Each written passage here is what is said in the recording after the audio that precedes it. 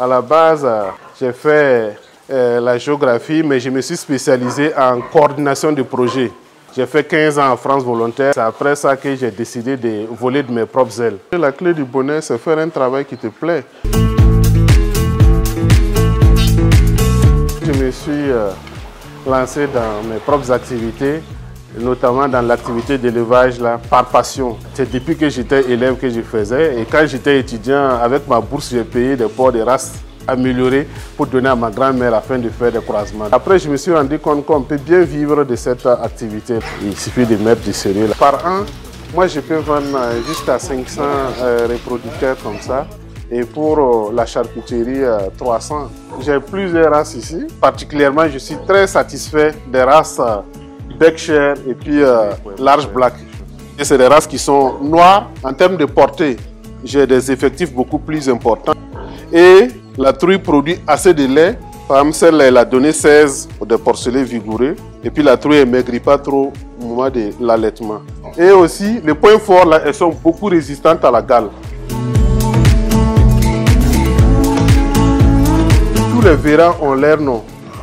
Et ces verras-là même reconnaissent aussi moi ma voix. Ça, c'est mon chouchou, il s'appelle Champa. C'est un verra, un très bon reproducteur. Je ne peux pas venir à la ferme repartir sans passer dire bonjour à mon Champa.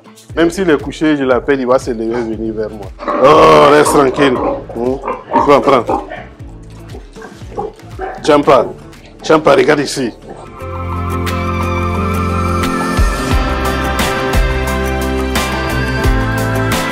Je suis un technicien supérieur d'élevage et de santé animale en fin de cycle.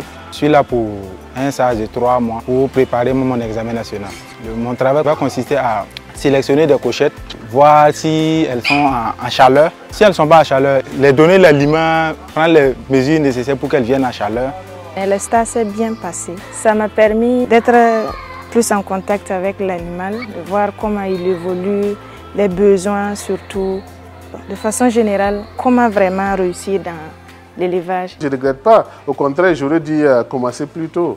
J'ai passé 15 ans à bosser, à me lever à 7 heures, aller au boulot. Mais si c'était à refaire, je ne vais pas le faire. Il faut travailler pour quelqu'un juste une certaine année et puis après, vous installez à votre propre compte. J'avais planifié, je me voyais mal en train de travailler jusqu'à la retraite pour quelqu'un. Maintenant, je travaille pour moi-même, c'est ce que je voulais. Le message que moi j'ai à l'endroit des jeunes ou des autres salariés qui hésitent à entreprendre dans ce domaine, c'est seulement les encourager à franchir les caps, à se lancer dedans sans hésiter et à persévérer. Il faut savoir que ce n'est pas les jours qu'on commence là qu'on récolte. Il y a le temps de semis, de sarclage et puis après la récolte. Et donc c'est vraiment commencer et puis avoir la patience et de la persévérance. Et qu'au bout de l'effort, ils vont pouvoir commencer à récolter les fruits.